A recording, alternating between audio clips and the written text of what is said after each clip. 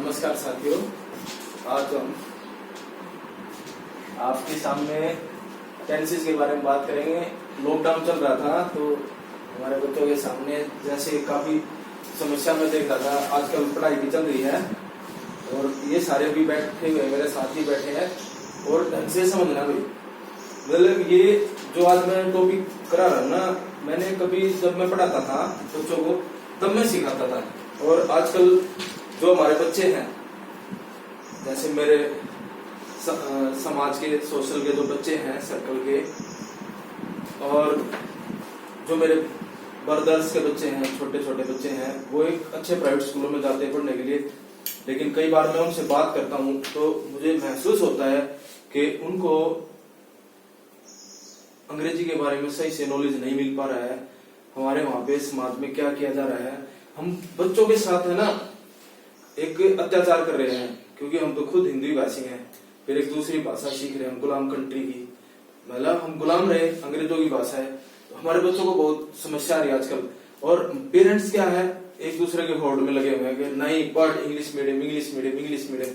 और बच्चे English medium पढ़ते पढ़ते +2 तक पहुंच जाते हैं, 10 तक पहुंच जाते हैं, लेकिन उनको सब्जेक्ट, वर्ब, टेंसेस क्या होते हैं ये सारी चीजें पता नहीं होती। तो अभी जैसे मेरे छोटे भाई का लड़का है, उसकी तरफ से एक मेरे सामने एक वो रखा गया कि पापा जी मुझे 12 के 12 टेंस करा दो। उसको चलो हमने बता रखा था कि 12 टेंसेस होते हैं, 12 टेंस करा दो।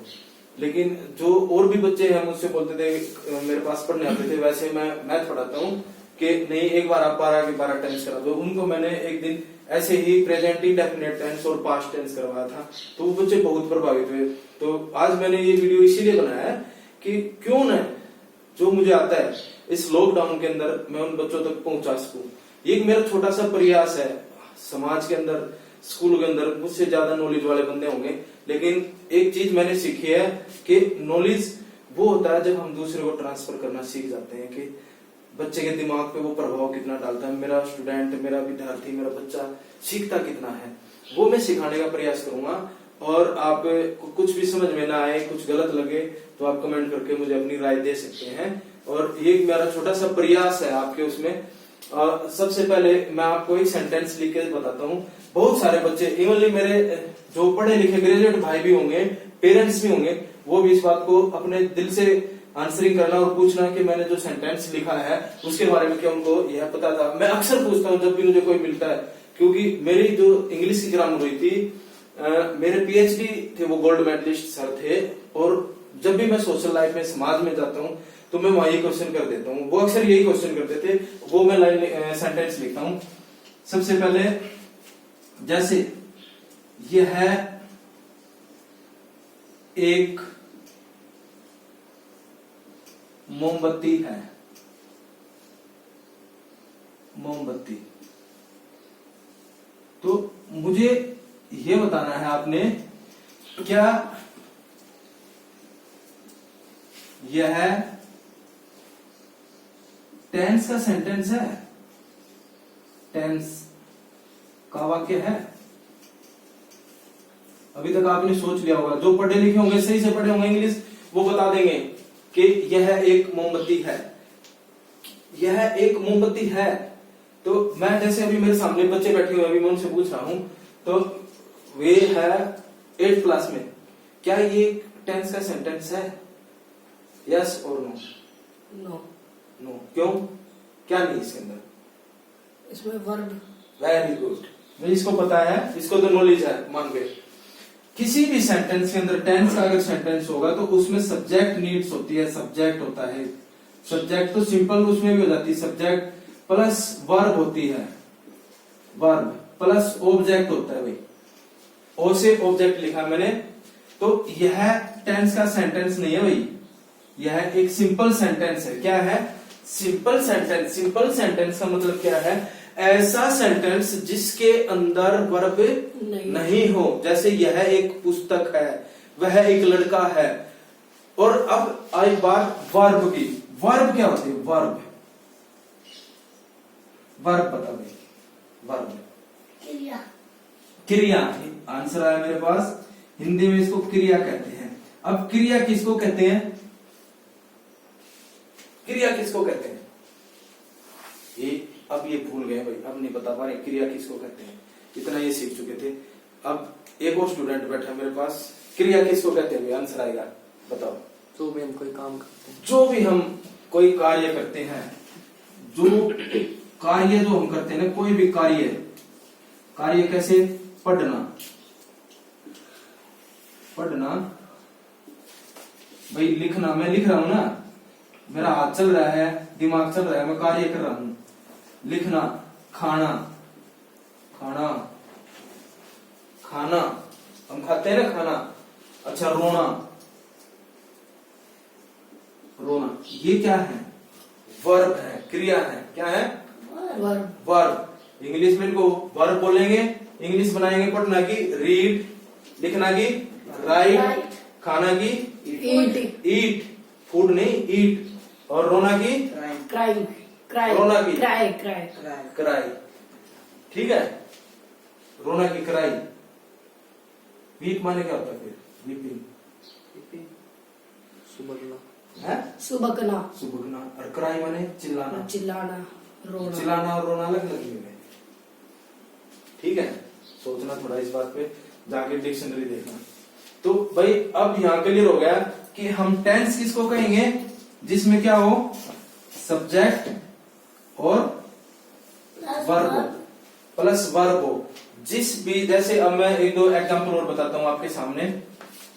जैसे अब मैंने लिखा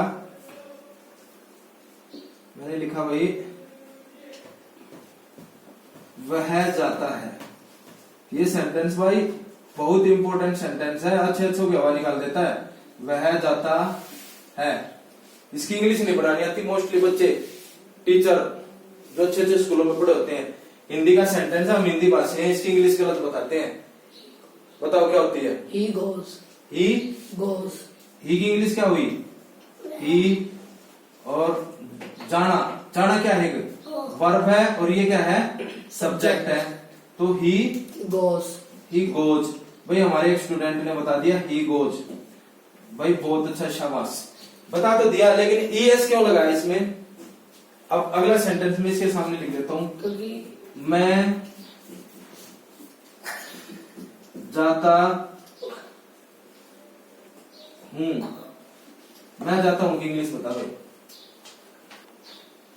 जैसे मैं जाता हूं, मैं जाता हूं की इंग्लिश क्या बनेगी, बताओ। I go, आई go, गो। भाई अब मेरा क्वेश्चन है, ईएस क्यों नहीं लगाया, क्यों नहीं लगाया ईएस, यहां तो बता दिया, ईएस लगा दिया, यहाँ आई गो पे जाकर रुक गया, मैं जाता हूं, यहाँ जाके रुक गया, ये सिंगुलर है ना, ये सिंगुलर है, तो ये क्या है, ही, वह क्या है, वो प्लूरल है, नहीं वो भी सिंगुलर है। वो भी सिंगुलर है, नहीं बताना है, कोई बात नहीं, हम बताएंगे, हम इसी चीज को सिखाएंगे भाई कि एस कब लगता है, ईएस कब लगता है, वर्ब की फर्स्ट फॉर्म कब लगेगी, सेकंड फॉर्म कब लगेगी। जो मेरा मेन मोटिव है ना, वो बिल्कुल लोकल लैंग्वेज में, देसी लैंग्वेज, मतलब यहाँ एक दिखावे वाला काम नहीं होगा, सिर्फ एक लोकल लैंग्वेज में हमने टेंस सीखने हैं भाई। मतलब हमने दूसरों को ये नहीं दिखाना कि भाई I am a very good teacher and so ये ऐसे करेंगे वैसे करेंगे, वो एक्टिंग नहीं होगी। बस मैं ग्रामर के मेथड, रूल, रेगुलेशन बता दूंगा कि हाँ ये ऐसे होगा, और वो आपने यूटिलाइज करना। और एक और सीख लेना, एक और इस वीडियो के माध्यम से बोलना चाहता हूँ, हर पेरेंट्स को बोलना चाहता हूँ, भाई घर पे अखबार लेते हो, बच्चे को आधा घंटा खड़ा कर दो धूप में खड़ा कर दो, ना पड़ता होता है, उससे रीडिंग करवाओ। हमारे बच्चों की रीडिंग बहुत पुअर है आजकल, इंग्लिश की भी और हिंदी की भी, सारे के सारे पबजी में लगे रहे हैं। पबजी मत खेलो, पढ़ो, राष्ट्र को आगे बढ़ाओ। हमारा बुरा वक्त चल रहा है, देश के ऊपर संकट है, और अभी बच्चे जो है हमारे पीछे चले जाएंगे विदेशों से। ये जो गेम है ना, और ये जो टिकटॉक है, ये दूसरे देशों, चाइना टिकटॉक से है, ठीक है, टिकटॉक का जो पैदा करने वाला देश है वो चाइना है। पबजी कहां से है, अमेरिका से, सिंगापुर अमेरिका, इनकी सॉफ्टवेयर कम, क्योंकि हमारे यहाँ के डॉक्टर जा रहे हैं। आज भी मैंने न्यूज़पेपर पढ़ा, हमारे 10 में से, अमेरिका में 10 में से 7 डॉक्टर इंडियन हैं। पूरे देश में अगर 10 डॉक्टर था, 7 इंडियन है। क्यों है वही, पहले क्योंकि हम लोग पढ़ते थे। आजकल क्या उन्होंने देखा है, तो बहुत इंटेलिजेंट होते जा रहे हैं, फिर उन्होंने ऐसे ऐसे गेम बना दिए, भाई गेम मत खिलाओ बिल्कुल भी, और सुबह जल्दी उठो और पढ़ने लग जाओ, ना धो के जैसे स्कूल में जाते थे ना वैसे तैयार होकर आ जाओ, अपने कमरे में बैठ जाओ, कभी मैंने 2 बजे तक पढ़ना है और उसके बाद मुझे रेस्ट चाहिए 4 बजे तक और फिर पढ़ना है, होमवर्क जैसे करते थे उसी रूटीन में आ जाओ लाइफ को। हाँ भाई सही बता रहा हूँ ना। और अपने पेरेंट्स का क्या मना रहा हो, कई गुर्रा जाए अपने पेरेंट्स आगे भी, ठीक है। अब आज मैं डिस्कस करता हूँ आपके बारे में टेंस, काफी बात होगी इसमें। टेंस क्या होता है, टेंस शुरू करने से पहले आपको एक कुछ लाल दिखाई दे रहा होगा, ये भी बता देता हूँ क्या है। बहुत सारे पेरेंट्स तो मेरे को जानते होंगे जिनके बच्चे पढ़ने आते थे मेरे पास। ये है हमारा समर्पण शिक्षा यूट्यूब चैनल है भाई, इस पे जाके आप कमेंट कर सकते हो, हमारी वीडियो को लाइक कर सकते हो और हमें बता सकते हो। हम सिर्फ हमारा जो मेन मोटिव है ना वो ये है कि शिक्षा हर बच्चे तक पहुंचे और बच्चे को समस्या ना आए। हमारा हर बच्चा, हमारे जो प्राइवेट स्कूल है वो कई सारे टीचर होंगे मेरे साथी जो पढ़ाते होंगे, वो मान रहे हैं वहाँ पे एक बिजनेस है आजकल, जैसे मैं नाम नहीं बताऊंगा, मेरे बच्चे भी पढ़ते हैं, तो वहां से ना डायरेक्ट लिंक भेज दिया जाता है, यूट्यूब पे नहीं डाला जाता है। वो कहते हैं कि पब्लिक के लिए नहीं है, लेकिन मैं ये कहता हूँ, मैं जो सिखा रहा हूँ पब्लिक के लिए है, सब सीखेंगे भाई, ज्यादा से ज्यादा फैला दो कि हाँ सब ने सीखना है। मेरे पास जो भी ज्ञान होगा ना मैं उसको पूरा खोल के बताऊंगा कि हाँ ये चीजें हैं और वो पब्लिक के लिए है। खूब सीखो भाई, मेरा इंडिया सीखेगा आगे बढ़ेगा। आज मैं बात करूंगा टेंस के बारे में। टेंस से पहले वैसे एक छोटा सा टॉपिक और था, जैसे इज एम आर का प्रयोग, वाज वर का प्रयोग, हैज हैव का प्रयोग, वो मैं थोड़ा सा वर्बली बता देता हूँ इसमें कि इज एम आर का प्रयोग होते हैं, इज एम और आर, ये बच्चों को पता होगा। इज का प्रयोग होता है भाई, बताओ इज का यूज कहाँ होता है? इज सिंगुलर, ये तो भाई यहाँ पे शिफ्टी गुम होगी इनकी तो, सिंगुलर जगह पे नहीं पता? नहीं।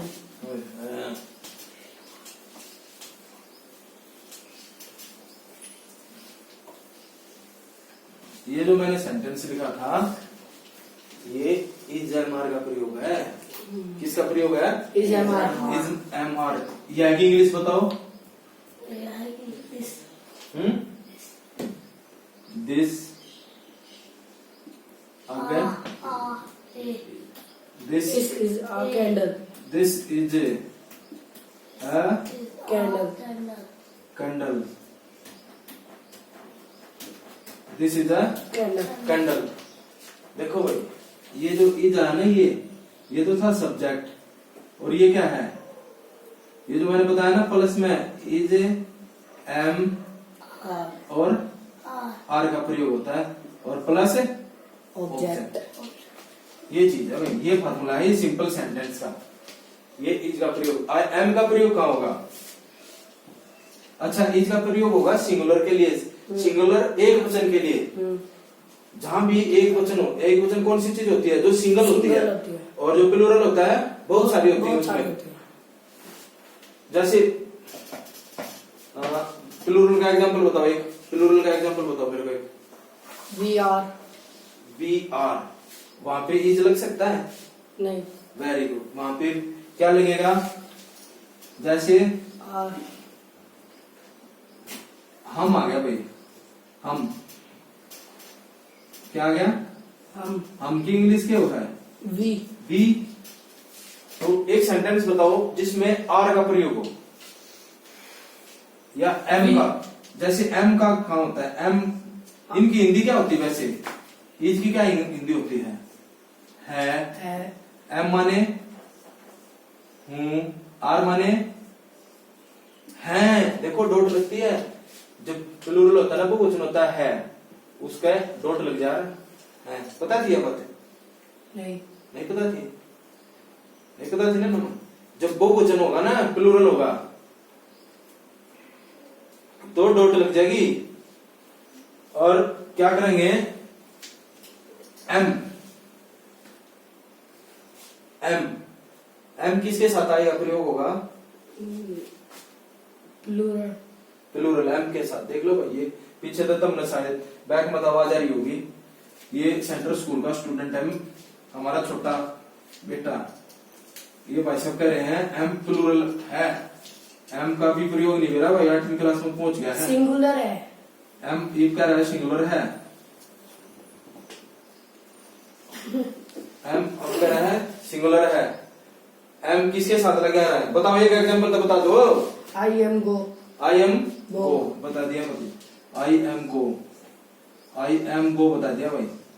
ये सेंटेंस की क्वेश्चन ने लिखा देखा हो तो बता दो वैसे ही। आई एम गो देखा है कभी लिखा? ये तो बहुत बढ़िया इंग्लिश पढ़ा है। आशीष की रुकती नहीं। I am going. I am going. अरे एम एम माने हूं। कोई यूं पूछ दे थरता है भाई वहां कौन है, क्या आंसर दोगे इसका? सिंपल हा सेंटेंस है। दरवाजे के पीछे कौन है बताओ कैसे है?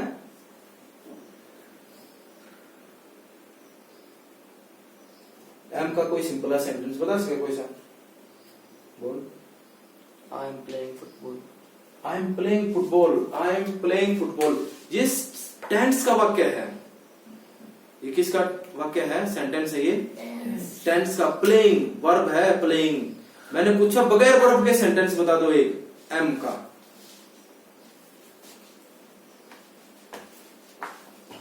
बताओ 4-5 बैठे हो कोई से मत दिमाग होगा। आई एम होनी। आई एम होनी। जैसे भाई अब एक ने प्रयास करा, मैं राम हूं। कौन हूं मैं? राम। इंट्रोडक्शन में देते हो ना तो क्या लिखोगे इसकी इंग्लिश से? I am. अपने लिए एम का प्रयोग कहाँ होगा? यूज कहाँ होगा? अपने लिए। जो अपने लिए लिखेंगे ना वहां पे किसका प्रयोग होगा? एम का। I am Ram. नेम का हमेशा फर्स्ट जो अल्फाबेट होता है वो बड़ा आता है कैपिटल। I am Ram.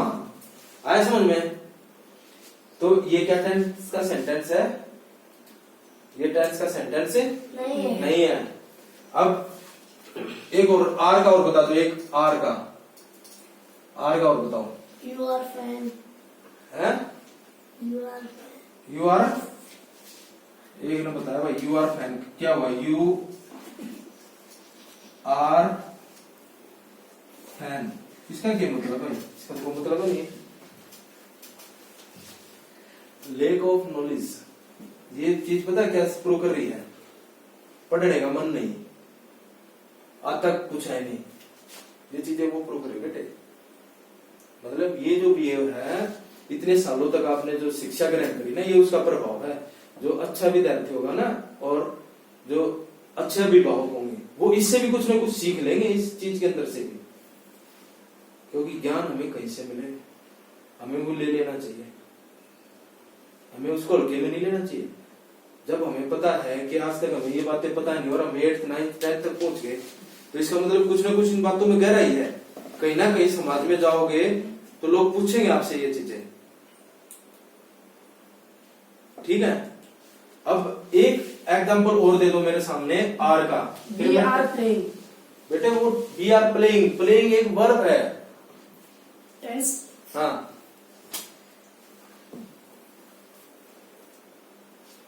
तुम एक सेंटेंस नहीं सोच सकते है भाई। देखो एक सेंटेंस नहीं सोच पा रहे हो। We are brothers. वे पक्षी हैं। क्या है वे? वे पक्षी हैं। इसकी इंग्लिश कैसे बनेगी बताओ? They are very good. Birds. They are birds. Birds. कैसे आ गई? पता चला प्लूरल है। कैसे पता चला? प्लूरल है। दे भी क्या है? दे क्या है? वे। वे मतलब बहुत सारे हैं। इसमें कहीं वर्ब नहीं यूज होगी। वे पक्षी हैं तो प्लूरल के लिए आर। एम किसके लिए? सेल्फ के लिए। और इज किसके लिए? सिंगुलर के लिए। अच्छा यू के लिए क्या होता है? एक यू के लिए यू माने तुम। यू माने तुम। तुम। यू के साथ क्या आएगा, इज आएगा, एम आएगा, क्या आएगा बताओ? यू के साथ बताओ। You are. You are, you are, very good. जैसे अभी मैंने लिखा आप बुद्धिमान हो, इसकी इंग्लिश बताओ भाई। You are intelligent. You are honest. Are Intelligent. Spelling बोल। INTELIGENT. क्या होगी स्पेलिंग? वो डबल एल आएगा कहाँ पे? एल के साथ। फिर गलत क्यों बता रहा था? Intelligent, you are. देखो आपके लिए क्या यूज होता है? You are intelligent. अब आप ना आज का होमवर्क देता हूं मैं आपको, 5-5 सेंटेंस करके ना। कितने? 5 सेंटेंस। केवल 2 इसके करना, इसके 2 एम के करना और 2 आर के। एक चीज होती है पढ़ना, अपने दिल से पढ़ना है, कहीं से भी सोर्स देखो। आज का टाइम तो इतना हो गया है, यूट्यूब पे कुछ भी देख लो वो चीज मिलती है। अब आगे की शिक्षा में बहुत बड़ा बदलाव होने वाला है। हम लोग क्या करते थे, हमारी एजुकेशन होती थी टीचर सेंटर्ड, अध्यापक पढ़ाता था, बच्चे सुनते थे। लेकिन अब जो मैं बदल रहा हूँ ना, मैं इस छोटे से कमरे से जो आप लोगों को बैठा रखा, मैं बदल रहा हूँ कि बच्चे पढ़ेंगे और मैं सिर्फ हेल्प करूँ आपकी। मैंने सारी चीजें आपसे ही पूछी है, मैंने अपना नॉलेज अभी तक कुछ नहीं बताया। ये सब आप आपसे पूछ के आपकी नॉलेज के हेल्प से ही मैं सिखा रहा हूँ इसमें। और जो बच्चे मेरी वीडियो देखेंगे वो भी ऐसे ही सीखना भाई कि आगे से आगे क्या होगा। अब ये तो थोड़ी सा मेरा प्रयास हो गया इजामार का, फिर बाजबर का होगा, कल बाजबर का, पास्ट का कराएंगे तो बाजबर का बता दूंगा भाई। अब मैं आता हूँ आपको थोड़ा सा और एक और परिचय दे देता हूँ आपको। अब बताता हूँ मैं आपको टेंस के बारे में भाई। इजामार बाजबर के पास जरूरत पड़ती है हमें टेंस की। टेंस मीन काल। काल क्या होता है? समय। जो चल रहा है उसको क्या कहेंगे? प्रेजेंट। और जो बीत गया? पास्ट। और जो आएगा? फ्यूचर। भाई ये बात सबको पता है। हमारे पास हिंदी में भी 3 काल होते हैं। कितने काल होते हैं? 3 काल। Present, past, future. और भाई टोटल बिल्कुल बता देता हूँ इंग्लिश सीखने का तरीका। वो 2 बातें बताता हूँ मैं अपने बच्चों को, विद्यार्थियों को 2 बातें बताता हूँ। एक तो भाई इंग्लिश सीखनी है तो 12 टेंस सीख लो, ठीक है? सब्जेक्ट वर्ब का नॉलेज होना चाहिए। और अगर मैथ सीखना है भाई, मैथ नहीं आता हो, मैथ सीखना हो, 20 का टेबल याद करके लर्न करके मेरे पास आ जाओ, मैथ सिखा दूंगा, गारंटी 100% मैथ सिखा दूंगा, ठीक है? तो मैं बात कर रहा था भाई 12 के 12 टेंस आने चाहिए इंग्लिश में, और मैथ में 20 तक टेबल होनी चाहिए। बस मैथ में सिखा दूंगा और 12 टेंस होते हो। डेली इंग्लिश का न्यूज़पेपर पढ़ो, इंग्लिश इंप्रूव हो जाएगी पूरी की पूरी, ठीक है? और आज थोड़ा सा टेंस के बारे में इंट्रोडक्शन करा दूं। बाकी इसके देखो भाई, इसके 4 टेंस होते हैं। प्रेजेंट के लिख देता हूं, और कल बच्चे है ना मेरे पास से क्या करेंगे, टेंसेस लिख के बताएंगे पास्ट के और फ्यूचर के कौन से ये आपको लर्न होने चाहिए। पहला टेंस है प्रेजेंट। प्रेजेंट के 4 पार्ट है। प्रेजेंट के कितने पार्ट है? 4। Present indefinite, present continuous, present perfect और प्रेजेंट परफेक्ट कॉन्टिन्यूअस। ये 4 टेंस है भाई।